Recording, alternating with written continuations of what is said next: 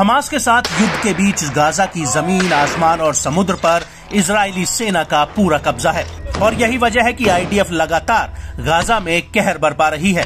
लेकिन अब हमास की सैन्य शाखा अल कासिम ब्रिगेड कई ऐसे वीडियो जारी कर रही है जिन्हें देखकर ये लगता है कि गाजा में लड़ाई एक तरफा नहीं बल्कि कांटे की है।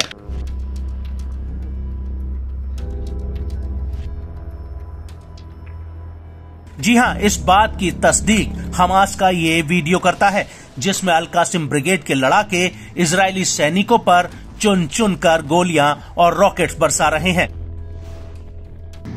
यहां तक कि आईडीएफ के टैंकों पर भी हमास के लड़ाके भीषण हमले कर रहे हैं।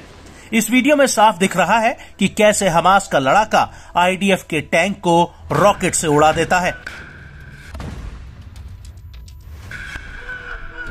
आपको बता दें कि हमास आईडीएफ पर जमीन के अलावा आसमान से ड्रोन के जरिए भी हमले कर रहा है।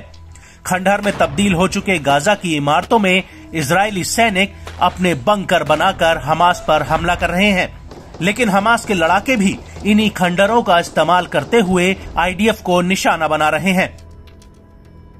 इजरायली सैनिक की जैसे ही झलक दिखती है, हमास के लड़ाके उस पर रॉकेट दाग देते हैं।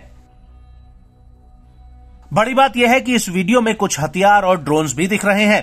ऐसा लग रहा है कि हमास के लड़ाकों ने इन्हें इजरायली सैनिकों से जब्त किया है और अगर ये सच है तो इजरायली सैनिकों के लिए गाजा में फतह हासिल कर पाना इतना आसान नहीं होगा जितना उन्हें लग रहा है।